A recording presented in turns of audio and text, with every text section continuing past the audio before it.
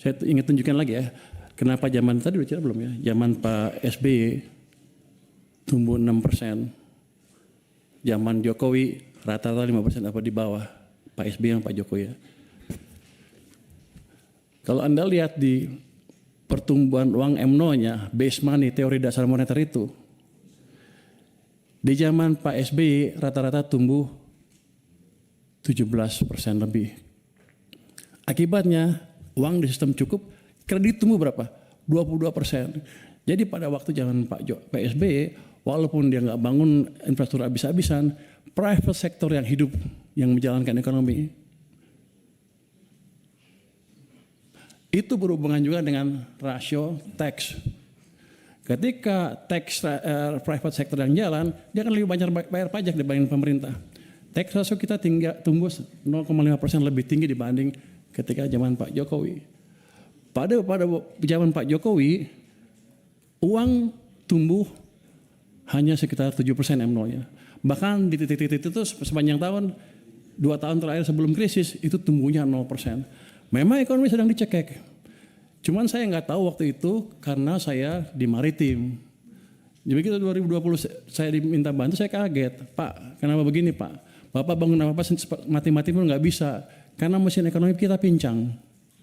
Hanya pemerintah yang jalan, sedangkan yang tadi 90% berhenti atau diperlambat.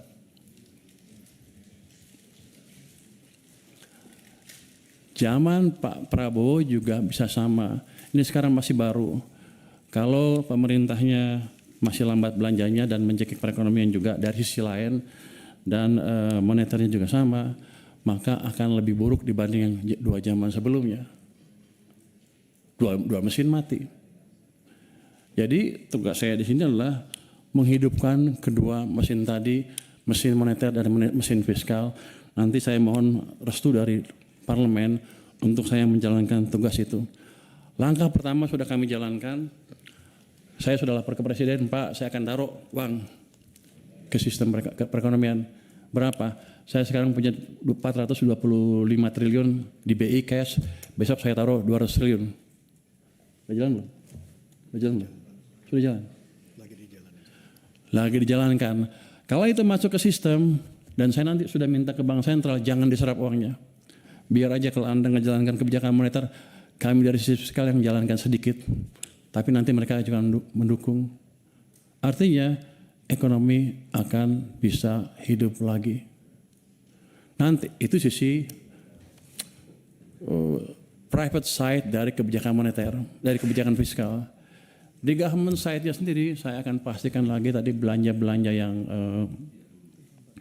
lambat berjalan dengan lebih baik lagi. Ada yang dikomplain katanya apa? MBG tadi ya. Penyerapan pajaknya rendah. Saya tanya sama teman-teman keuangan, gimana monitoringnya? Ya dia bilang bagus-bagus saja, tapi ternyata enggak, jelek. Loh, terus kita apain? Ya nggak tahu. Saya bilang begini, ya udah, nanti sebulan sekali kita akan jumpa pers dengan kepala MBG. Nanti kalau penyerapannya jelek, dia suruh jelasin ke publik, saya di sebelahnya. Dan program-program yang lain yang lambat pun akan saya sisir. Saya kan baru hari ketiga dan rapat. Udah keburu rapat di sini, jadi belum lihat detail seperti apa. Tapi kami akan sisir. Bagian-bagian lambat kami percepat. Caranya gimana? Ya, kalau mereka nggak bisa nyusun anggaran atau nyusun program kerjanya atau pengajuan anggarannya, kami akan kirim orang ke sana supaya jalannya cepat dan kita akan monitor on regular basis supaya anggaran yang banyak tadi, yang kalau lihat anggaran kan sama aja kan dari tahun ke tahun, gitu-gitu aja tuh nggak ada dampaknya, 5-5 aja, karena penyerapannya nggak dimonitor. Dulu pernah ada UKP 4 memonitor itu pun nggak jalan sempurna karena UKP 4 terlalu jauh. Saya nggak tahu, harusnya tugas Pak Menas sekali, tapi saya nggak tahu.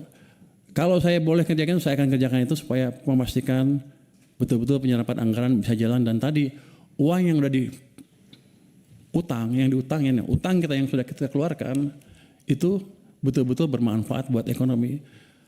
Dari situ kenapa saya tadi bisa 6%? Si Purbaya sok tahu katanya bisa 6%. Orang-orang bilang sok tahu lu katanya. Di luar bilang gitu, sok pinter. Saya bilang kamu sombong katanya. Tapi ini udah berdasarkan pengalaman selama ini. Kalau saya balikan, saya lihat aja zamannya Pak SBY 6% private. Zaman Jokowi pemerintah 5. Kalau kita gabungkan gimana? Pasti di atas itu. Itu adalah langkah simpel saja yang jangka mungkin nggak terlalu panjang untuk bisa kita lihat dampaknya. Mungkin nggak secepat 6,5, 6,7 saya bilang. Tapi gerakan ke arah sana sudah terbuka lebar kalau kita biarkan private sector bekerja. Jadi gini, saya termasuk yang percaya bahwa agen-agen ekonomi itu mempunyai otak sendiri. Daripada pemerintah nggak mungkin mengontrol semua agen ekonomi untuk berjalan. Tapi saya ciptakan kondisi di mana mereka berpikir dan berjalan dan bisa tumbuh, bisa berbisnis dengan suasana yang situasi yang ada. Itu yang ingin kita ciptakan.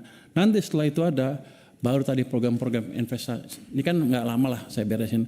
Nanti setelah itu tadi yang debottlenecking akan kita kerjakan Pak Hekal untuk investasi.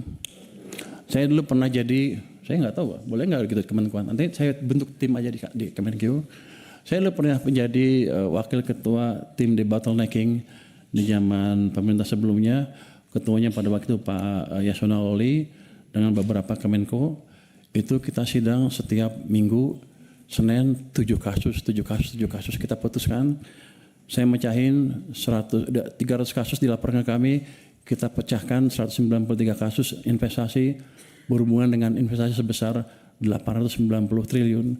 Jadi saya pikir saya udah ngerti, bukan ngerti, kira-kira ngerti deh, kira-kira bisa memperkirakan deh di mana bottlenecking, di mana hambatan yang kita hadapi dan gimana cara memecahkannya. Itu bukan tugas Kementerian Keuangan, tapi kalau boleh nanti saya bentuk tim aja di Kementerian Keuangan. Kalau yang lain tidak mau, tapi mungkin saya usulkan ke yang kementerian yang lain, Kemenko dan lain-lain untuk membuat itu lagi. Jadi